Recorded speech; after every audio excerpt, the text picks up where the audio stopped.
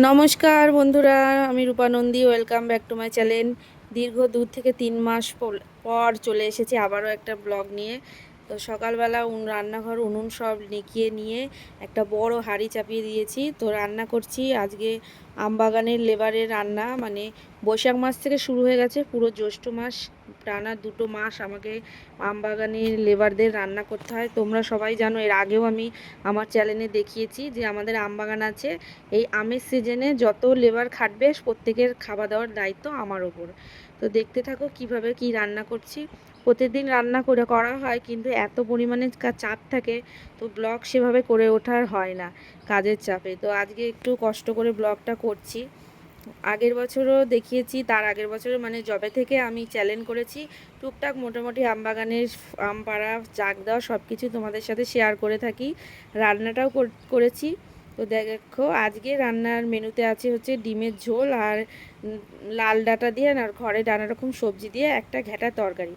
তো বৈশাখ মাস থেকে শুরু হয়েছে রান্না, তখন অল্প কিছু রান্না ছিল 6-7 জনার, আস্তে আস্তে বেড়েছে। আজকে আমার মোট আছে 10টা লেবার। তো দেখতেই পাচ্ছ এখানে রান্না চাপিয়ে দিয়েছি, আর তার সাথে আমাদের বাড়ির রান্নাও আছে, আমার আর ছেলের। আর ছেলের বাবা ও লেবারদের সাথেই খেয়ে নেবে। মোটামুটি আমার প্রত্যেক দিন বাড়ি থেকে 23 জনার করে খাবার যায়। সকালে একবার করে দিয়েছি 7 জনার মতো, দুপুরে এখন করছি। আর 3 জন করে আমার বাগানে সবসময় পার্মানেন্ট লেবার থাকে, ওদের 3 বেলা খাবার ওগুলো ওরা নিজেরা রান্না করে নেয়। তো বাজার মোটামুটি 23 থেকে 24 জনের বাজার আমাকে দিতেই হয় বাড়ির থেকে। তো এই অবধি আমার 1 টিন তেল আনা হয়ে গেছে 15 লিটারের, আর 2 কুইন্টাল চাল প্রায় শেষ। মানে পুরো জ্যৈষ্ঠ মাস অবধি 2 মাসে 2 কুইন্টাল চাল শেষ হয়ে গেছে। তো সরু চাল দেওয়া সম্ভব না, তাই ওই কন্ট্রোলের চালই দিয়ে থাকি। আর সবজি তো কত যে শেষ হয়েছে তার বলার কথা না।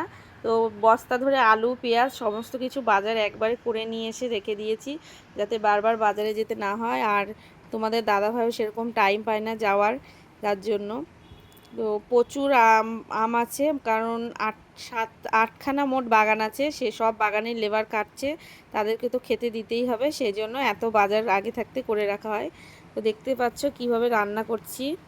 সমস্ত সবজি ঘরে যা ছিল, আলু পটল ভেন্ডি নানান রকম বেগুন নানা রকম সবজি দিয়ে একটা ঘ্যাঁটা তরকারি করব। তো এখানে তেল গরম করে তার মধ্যে 5 ফোড়ন তেজপাতা শুকনো লঙ্কা দিয়ে দিলাম ফোড়ন হিসেবে একবারে। তারপরে সবজিগুলো কেটে ধুয়ে বসিয়ে দিলাম, একটু হালকা ভাজা ভাজা করে নিয়ে তারপরে আদা জিরে বাটা, জিরের গুঁড়ো দিচ্ছি, এখানে বাটাও দিতে পারো, আর আদা বাটা দিয়ে ভালো করে কষিয়ে জল ঢেলে দেবো।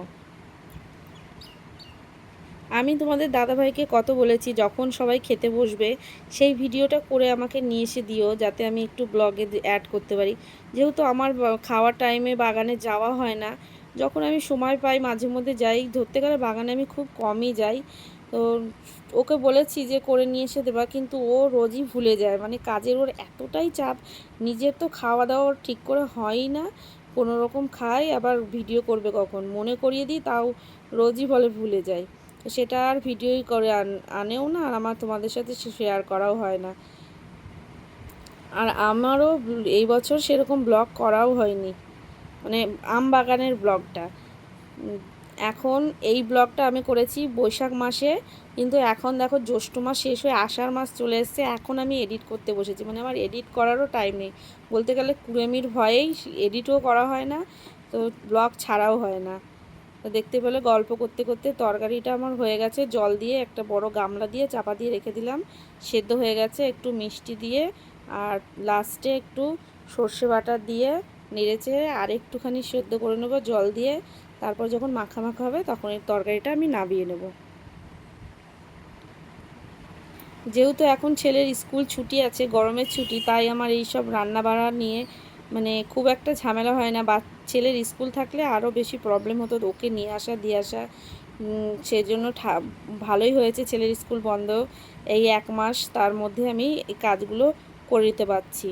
আর যেই গরম, প্রচণ্ড গরমে এত রান্না, তোমরাই বলো কত কষ্ট, তার মধ্যে আমি ব্লগ করব কি, তাও অনেক কষ্ট করে করছি। তোমরা ভালো লাগলে অবশ্যই ভিডিওতে লাইক করো, কমেন্ট করে জানিও কেমন লাগলো। তারপরে ঘ্যাঁটা তরকারিটা রান্না হয়ে গেছে, তারপরে চাপিয়ে দেবো ডিমের ঝোল। ডিমটা আর আলুটা কড়াইটা ধুয়ে একটু ঠান্ডা জল দিয়ে তারপরে নুন দিয়ে সেদ্ধ করে নেব। এখন আমার মাও হাই স্কুলে রান্নার কাজ করে। এই সময় মায়েরও স্কুলে গরমের ছুটি থাকে, তাই মাকেও আমার কাছে নিয়ে এসে রেখে দিয়েছি। মা আমাকে সমস্ত কিছু কুটিয়ে বেটে রেডি করে দেয়, আমি রান্নাটা করতে পারি। এই দিকে আমার খুব সুবিধা হয়েছে মাকে নিয়ে এসে রাখাতে। মা আমার ধরতে গেলে অর্ধেকের বেশি সব কাজই করে দেয়।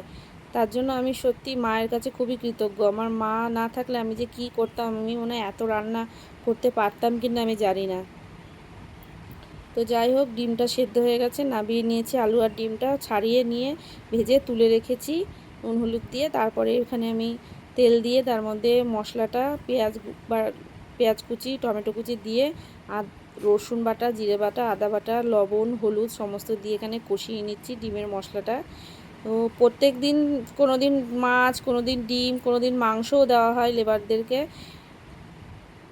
সেই ভিডিওগুলো আর করা হয়নি। তো আজকে যখন ভিডিও করছি, আজকে ডিম হচ্ছে, তাই ডিমের ঝোলটাই তোমাদের সাথে শেয়ার করছি রান্নার রেসিপিটা। এদিকে দেখো কষানো হয়ে গেছে প্রায়। এর মধ্যে আমি কষিয়ে নিয়ে তারপরে সেদ্ধ আলু একবারে দিয়ে তারপরে আর একটুখানি নেড়ে চেড়ে নিয়ে তারপরে জল ঢেলে দেবো। যেহেতু আলুটা ডিমটা সেদ্ধ করাই আছে, তো বেশি সেদ্ধ করার দরকার নেই। হালকা করে কষিয়ে নিয়ে জলটা একটা ফুট দিলেই রান্না কমপ্লিট হয়ে যাবে। দেখতেই পাচ্ছ কী সুন্দর কালার এসছে। আর আমি এই রান্নাগুলো সব উনুনেই করি। আর আমি সবসময় বাড়ির রান্না উনুনে করি, কারণ আমার উনুনে রাঁধতে খুব ভালো লাগে। আর তাছাড়াও আমাদের বাগানের প্রচুর কাঠ, মানে রান্না করে শেষ করে উঠতে পারি না, আমরা কত কাঠ বিক্রিও করে দিই। রান্না হয়ে গেছে, এবার আমি জল ঢেলে দিলাম। এদিকে ফোন করছে, বেলা প্রায় 2টো বেজে গেল, খাবার নিতে আসবে।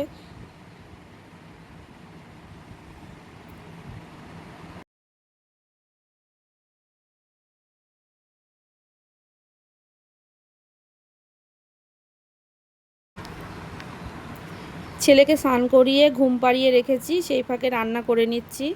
রান্না কমপ্লিট হলে তারপরে ফোন করে জানিয়ে দেবো যাতে খাবারটা এসে নিয়ে যায়। এদিকে দেখো তরকারিটা খুব সুন্দর রং হয়ে এসেছে, সব কিছু হয়ে গেছে। এবার একটু গরম মশলা দিয়ে ডিমটা অ্যাড করে এগুলো সব খাবারগুলো রেডি করে দিয়ে দিলাম। এবার চলে এসেছে নিচে। এই দেখো বালতিতে তরকারি, ভাতের হাঁড়ি টাড়ি সব দিয়ে দিচ্ছি।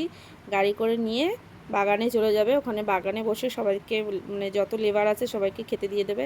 আর বালতিটাতে আমি নাম লিখে রেখেছি আমার হাজবেন্ডের, কারণ বাগানে নিয়ে যাওয়া হয় তো কখন কোথায় হারিয়ে যায়, নাম অন্য বালতির সাথে পাল্টাপাল্টিও হতে পারে, তাই আমি সমস্ত বাসনে এরকম নাম লিখে রাখি, যাতে এগুলো আমি আবার পরে ফেরত পেতে পারি। তো দেখতেই পেলে ভিডিওটা, আশা করি ভালো লাগবে। ভালো লাগলে কিন্তু কমেন্ট করে জানিও তোমাদের কাছে আমাকে। পুরো ভিডিওটা দেখার জন্য অসংখ্য ধন্যবাদ। সবাই ভালো থেকো, সুস্থ থেকো, টাটা।